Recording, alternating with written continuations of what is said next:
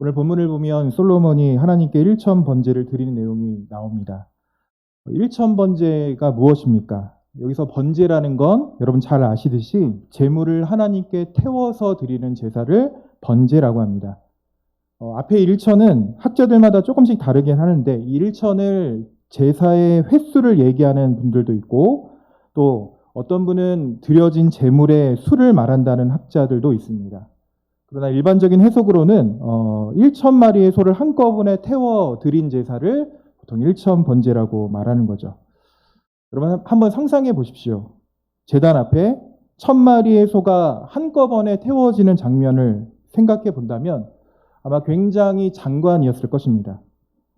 오늘 솔로몬이 일천 번제를 드렸다는 것은 어떤 것을 의미할까요? 오늘 솔로몬의 일천 번제는 사실 너무나도 다르게 오늘 솔로몬의 불안함과 관련되어 있습니다. 어떤 불안함일까요? 여러분 우리가 생각할 때 다윗 다음에 솔로몬에게 왕위가 자동적으로 넘어간 것 같아 보이지만 사실 솔로몬의 상황을 보면 솔로몬은 자연스럽게 왕이 될 수 있는 사람은 아니었습니다. 왜냐하면 솔로몬은 다윗의 여러 아들 중에 순위가 한참 밀리는 사람이었기 때문이죠. 솔로몬에게 형들이 몇 명 있었을까요? 최소 9명 있습니다. 그러니까 10번째 아들이 9명의 형들을 제치고 왕이 된다는 건 결코 쉬운 일이 아니었던 것이죠. 특히나 솔로몬의 형들은 그냥 허접한 사람들이 아니라 굉장히 걸출한 인물들이었습니다. 하나같이 뛰어난 인물들이었어요.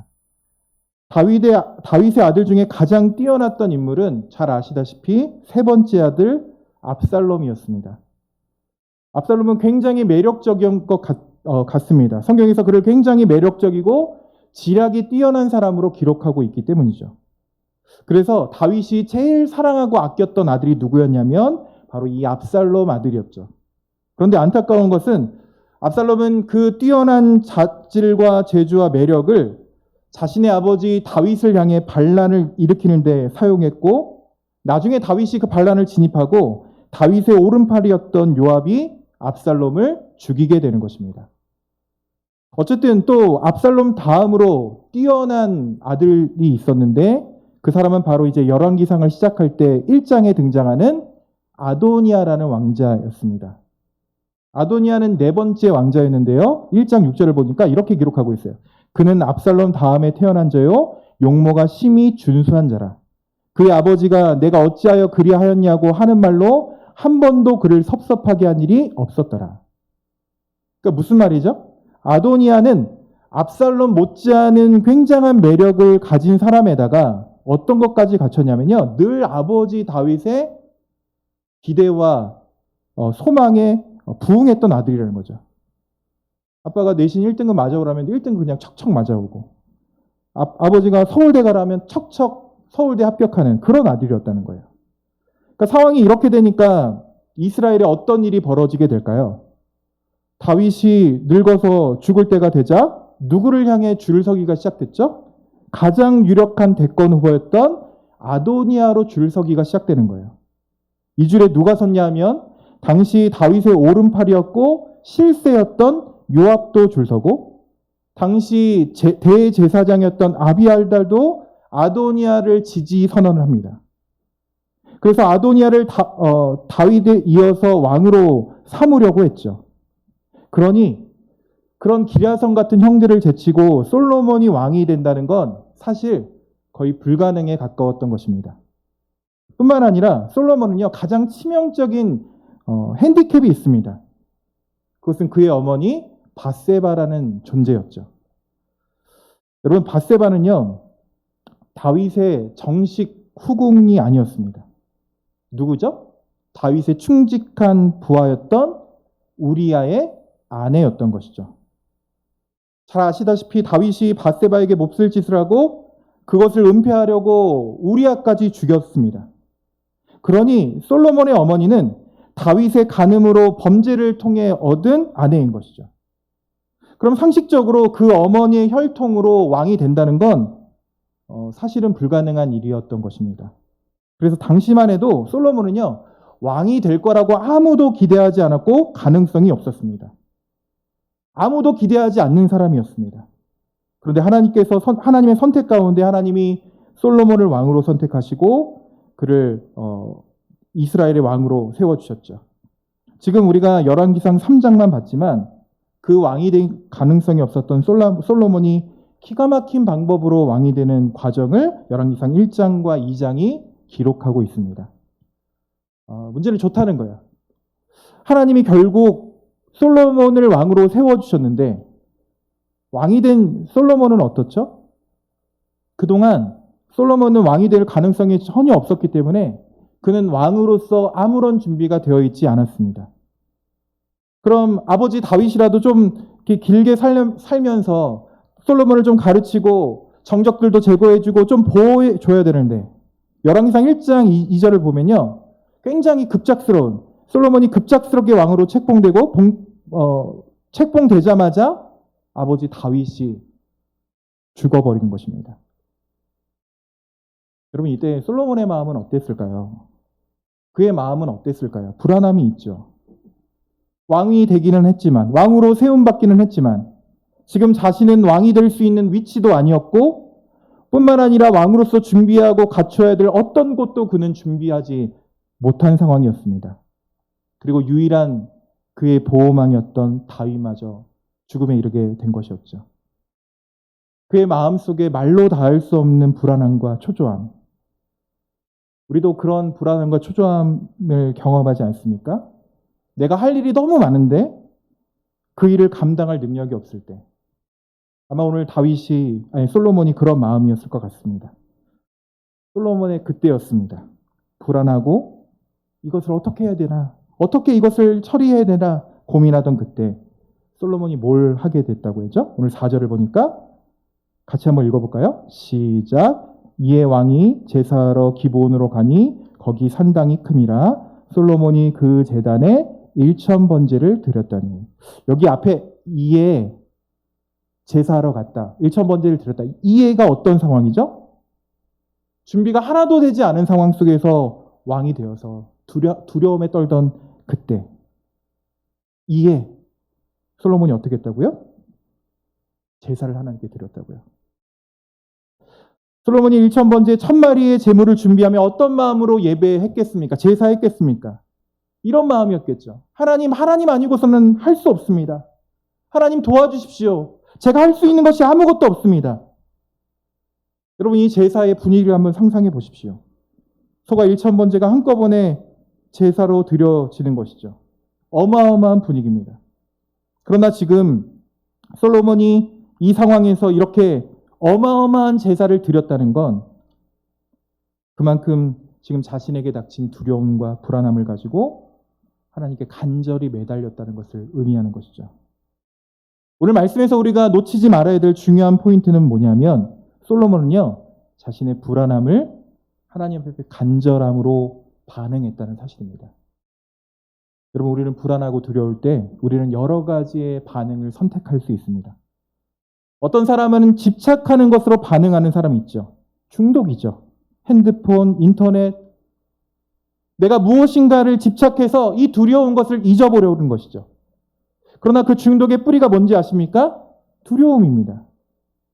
그 두려움을 집착이라는 방법을 통해 나아갈 때 우리는 중독에 이르게 되는 것이죠.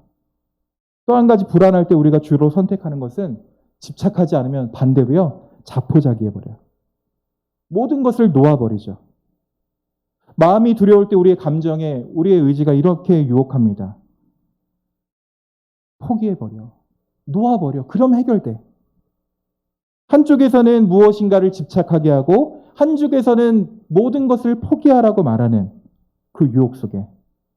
그러나 오늘 솔로몬의 귀한 점은 자신의 불안함과 두려움을 하나님 앞에 간절함이라는 방법으로 택했다는 것입니다. 오늘 이 자리에서 예배하는 저와 여러분 가운데 두려운 마음 있으십니까? 불안하십니까? 그 불안함을 간절함으로 바꾸시는 저와 여러분 되시기 바랍니다. 중요한 건 하나님은 오늘 솔로몬의 그 간절함에 반응하셨다는 거죠. 하나님은 우리의 간절한 마음, 하나님 아니고서는 안 됩니다 라는 마음에 반응하십니다. 오늘 그런 절박함을 가지고 하나님 앞에 나간 것은 하나님은 오늘 솔로몬의 선물, 솔로몬이 바친 1,000마리의 재물, 그 재물에 반응하신 것이 아니라 오늘 하나님은 솔로몬의 그 간절함에 반응하셨던 것이죠. 오늘 하나님께서 1,000마리의 재물, 화려한 예배에 반응하시는 것이 아니라 솔로몬 안에 있던 그의 불안함, 그 불안함을 가지고 절박하게 하나님 앞에 나왔던 솔로몬의 중심을 하나님은 보고 계신 것이죠. 하나님은 오늘 예배하는 저희의 마음의 중심을 동일하게 보시는 줄 믿습니다. 그래서 오늘 하나님께서 그 솔로몬에게 중심을 다해 하나님 앞에 간절함으로 나갔던 솔로몬에게 무슨 말씀을 하시나요? 내가 너에게 무엇을 주기를 원하느냐? 네가 이렇게 간절히 나에게 나왔는데 내가 너에게 무엇을 해주기 원하느냐? 여러분 잊지 마십시오. 오늘 하나님이 우리의 이런 간절함에 우리에게 동일한 말씀을 하신다는 사실이죠. 함께 3장 5절을 함께 읽어볼까요? 3장 5절 같이 한번 읽어보겠습니다. 시작. 기본에서 밤에 여호와께서 솔로몬의 꿈에 나타나시니라. 하나님이 이르시되 내가 내게 무엇을 줄고 너는 구하라. 하나님께서 간절함으로 나왔던 솔로몬의 꿈에 나타나셨습니다. 여기서 한 가지 질문은 왜 굳이 하나님이 꿈에 나타나셨을까요? 실제로 나타나셔도 되잖아요. 근데 하필이면 꿈에 등장하신 걸까요? 그것은요, 꿈이면 꾸밀 수가 없어요. 꿈은 꾸밀 수가 없습니다. 예를 들면 이런 거죠. 만약 하나님이 다 보는 앞에서 저에게 나타나셔서 이런 말씀하시는 거예요. 연수야, 내가 너를 기뻐한다. 내가 너한테 무엇을 줄까? 이러시면 제가 뭐라고 하겠습니까? 하나님 좋은 차도 주시고요. 목회도 성공하게 하시고요. 부도 주시고 장수 주시고 제가 이럴까요? 네. 여러분 보고 있는데 안 그러겠죠. 점점 빼면서 주님 이 땅에 전쟁이 그치길 원합니다. 하나님 하나님의 나라가 확장되길 원합니다. 이런 믿음 있어 보이는 것들을 구하지 않겠습니까? 근데 꿈이라면 주변 사람을 신경 쓸 필요도 없이 마음껏 내 안에 있는 가장 원하는 것을 구할 수 있지 않겠습니까? 오늘 하나님이 솔로몬의 꿈에 나타나셨다는 것은 오늘 진짜 하나님이 솔로몬 마음속에 그 안에 마음의 중심에 무엇을 원하는지 하나님이 듣고 싶었던 거죠. 지금 솔로몬이 마음속 깊은 곳에서 원하는 그것을 하나님은 듣고 싶으셨던 것입니다.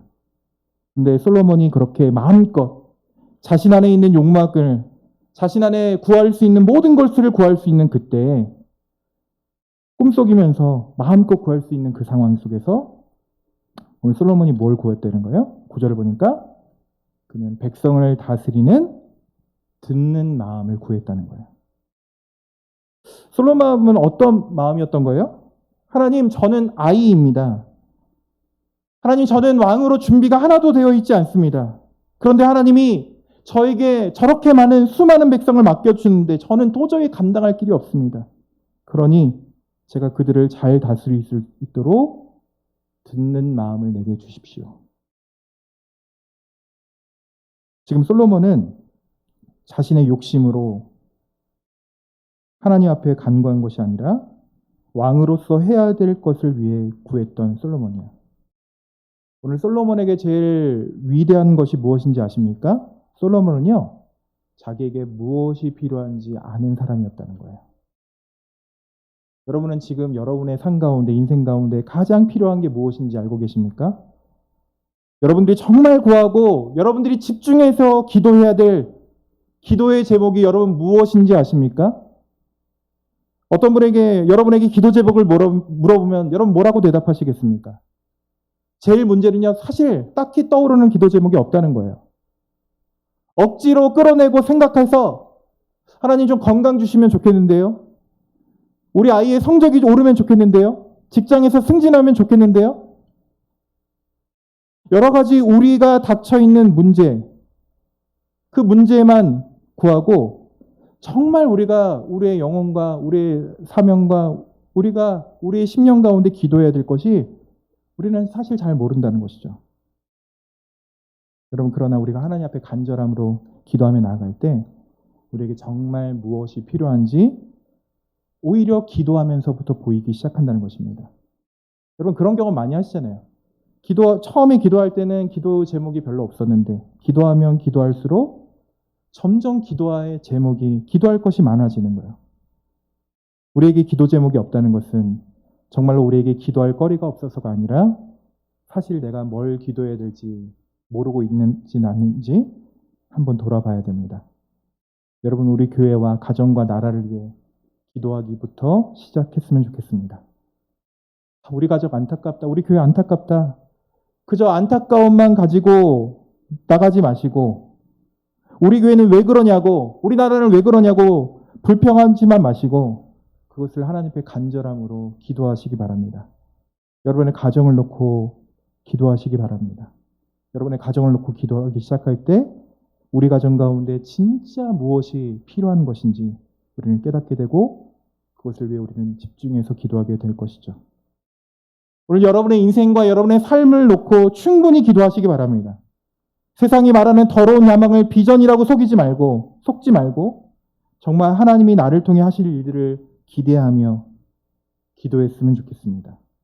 여러분이 그렇게 간절함으로 기도하면서부터 우리는 정말 구하고 기도해야 될 기도의 제목을 알게 되는 것이죠. 정말 우리에게 필요한 것은 오늘 솔로몬이 구했던 것처럼 오늘 듣는 마음, 하나님으로부터 듣는 마음이 우리에게 필요할 것입니다. 아니, 우리가 오늘 구해야 될 것은 하나님 자체입니다. 내가 중요한 결정 가운데 하나님의 음성을 듣고 들은 대로 결정하고 따르고자 하는 마음, 그것이 우리가 간절하게 구해야 될 우리의 첫 번째 기도 제목이라는 것이죠. 오늘 솔로몬이 하나님께 듣는 마음을 구하자 10절에 솔로몬이 이것을 구하매 그 말씀이 주의 마음에 든지라. 여러분 우리가 하나님께 기도하며 나갈 때 그 기도가 주님 마음에 쏙 드는 기도가 되었으면 좋겠습니다. 우리의 기도가 주의 마음을 시험케 하는 기도가 되기를 소망합니다. 그러기 위해서는 오늘도 우리는 주의 말씀을 음성을 들어야 합니다.